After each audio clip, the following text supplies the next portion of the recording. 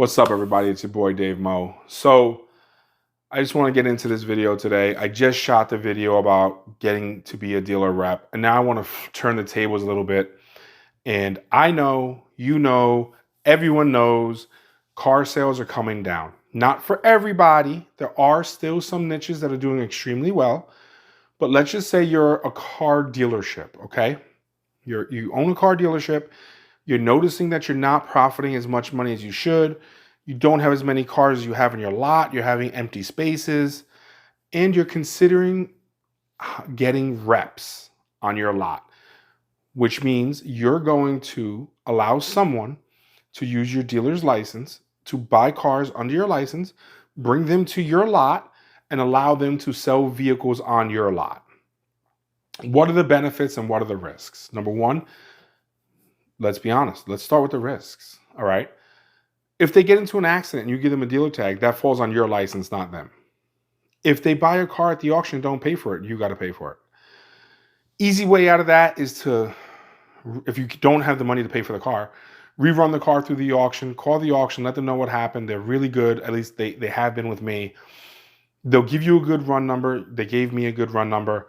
You run it through the auction, and if there is a discrepancy, like a difference in number, then you're going to have to pay the difference. Not a big deal, okay? Better than losing whatever it was. You lose a little bit. You also, in your contract, you should say if that happens, you keep the cars that they have on the lot until you're 100% squared up. End of story. Brings me to number two. Never let your dealer rep leave with a title and or the keys to the vehicle. All vehicles should stay on your lot. All keys should be locked away, as well as the titles. All right. First and foremost, anyone could come in there and know that they just screwed you over at the auction. They could come in, say, hey, I just need this car for a test drive, take the title, leave. What can they do with the title? I'm going to tell you what they can do with the title. They could come to a guy like myself. I don't care. I'll sell that car. You got a buyer? All right, perfect. I'm going to make $300 for my dealer fee. I'm going to process the title and be done with it. What can you do as you know, the selling dealership? Nothing, because a rep has access to buy and sell cars on your behalf. This is the risk you take. So if they sign that title as your rep, it's totally legal. Ethical? Probably not. Legal? 100% legal. So there's no ramifications for you. You can't do anything. There's no recourse. There's nothing you can do. It's over. It's a legal deal. I bought the car. I sold the car.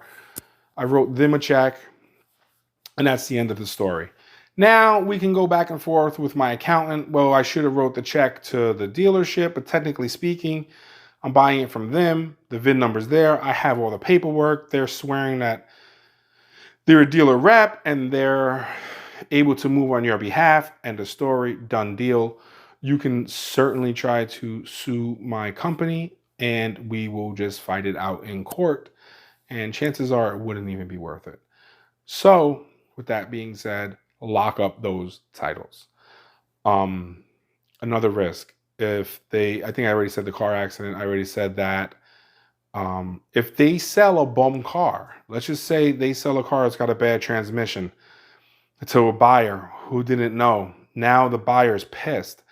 They're calling you up and you're like, well, it's as is car. There's nothing I can do, which is fine. In the state of Florida, it is as is. I don't know about the state you reside in, but in Florida, it's as is.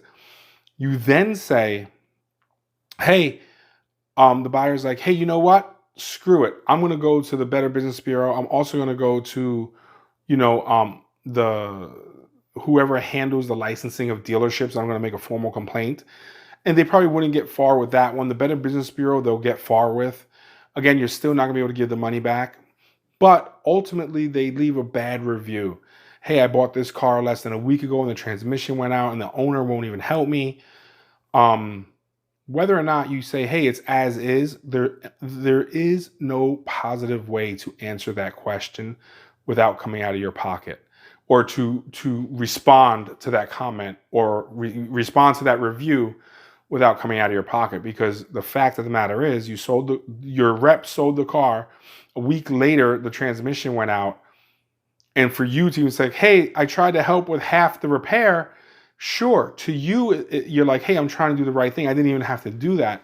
But to the people reading that review, they're like, well, the right thing to do would have been for them to buy the whole car back and give them a different car.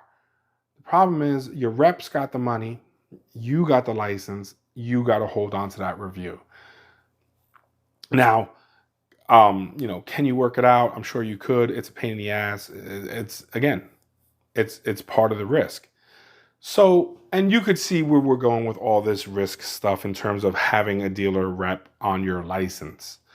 Number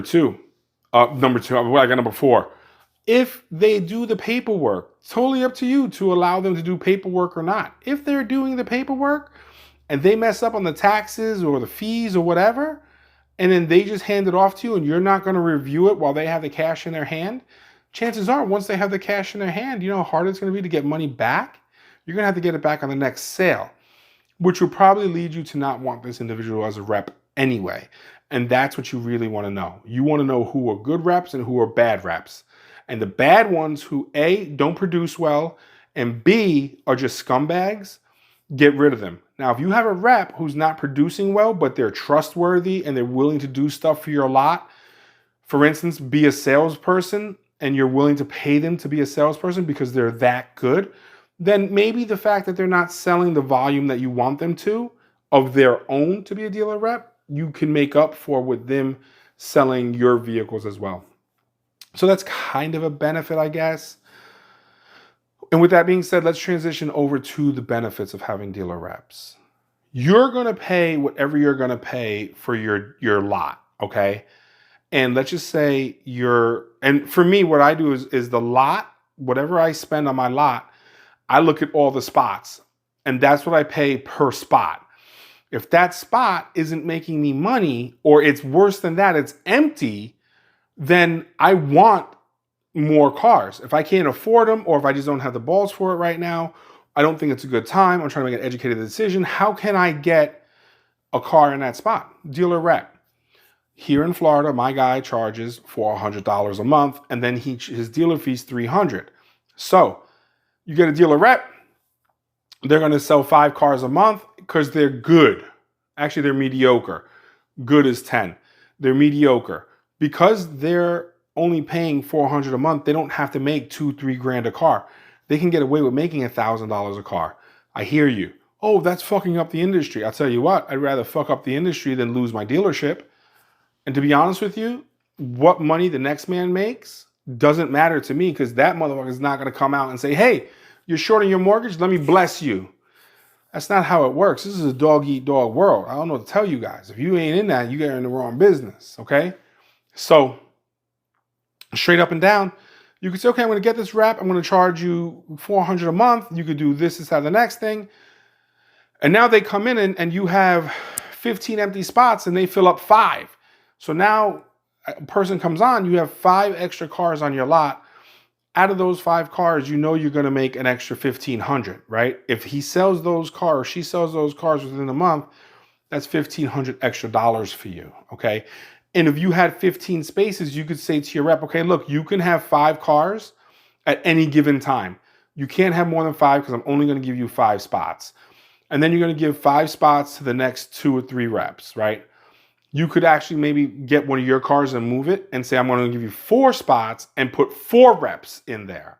So now you have 16 cars.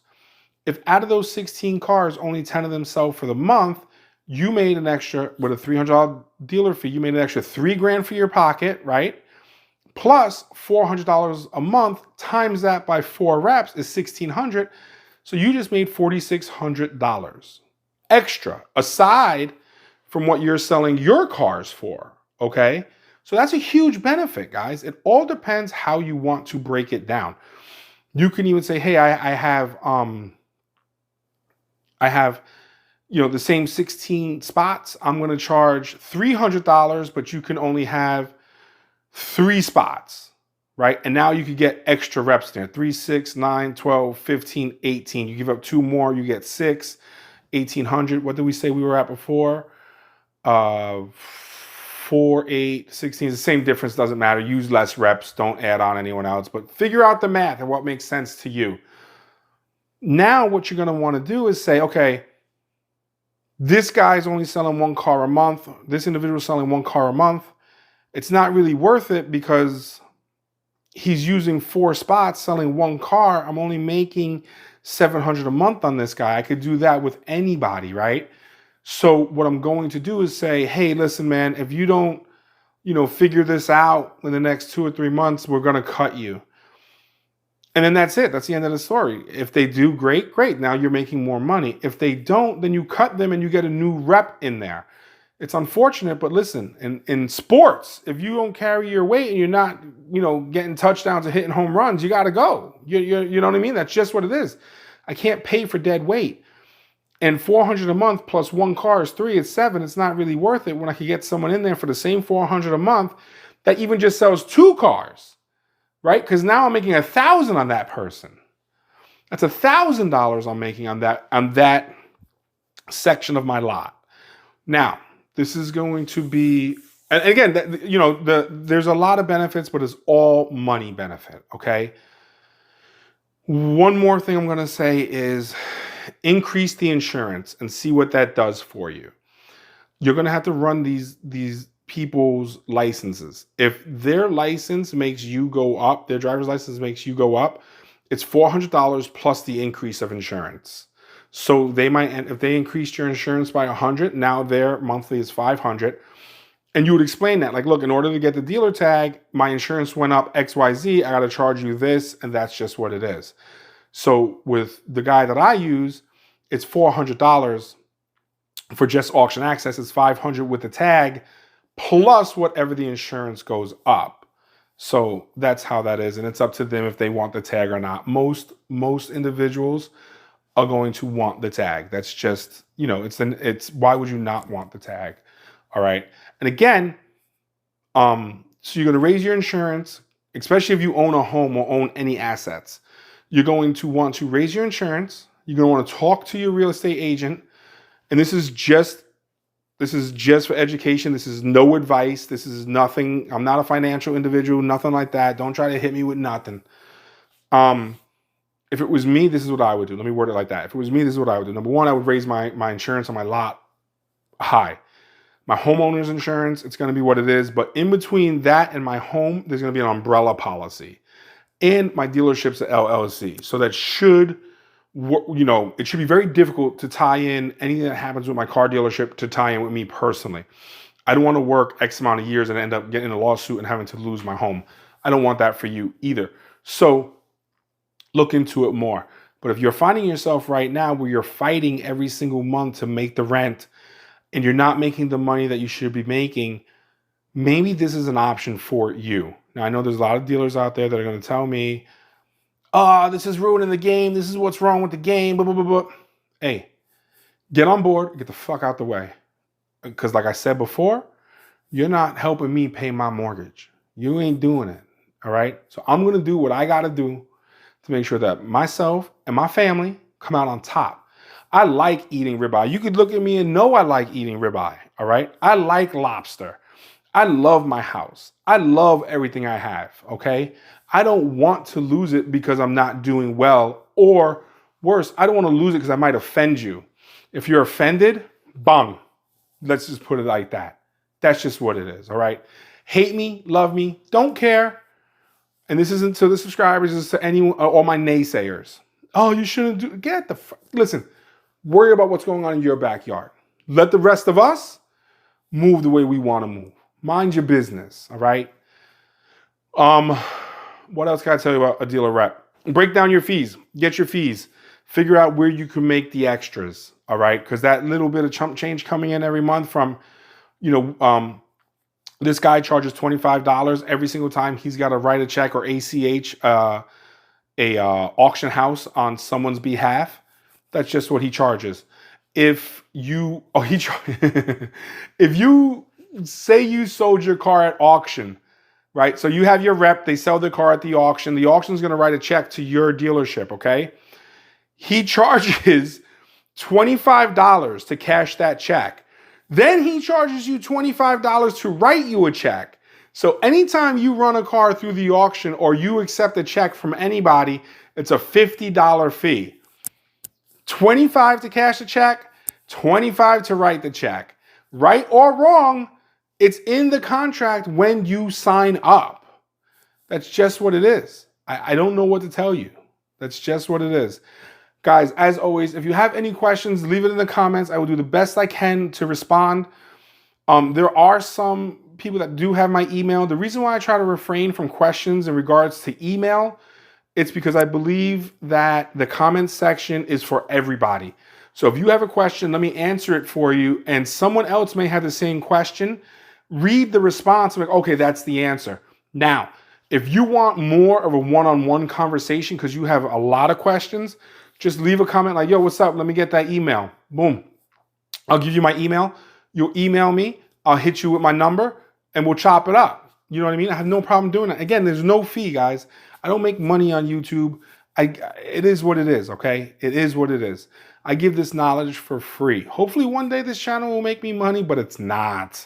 So this is coming from the heart for you guys to make money. With that being said, I'm your boy Dave Mo, and I'm out. I got to go. I got a lot more videos to make, man. I've been slacking. But have a good one, all right?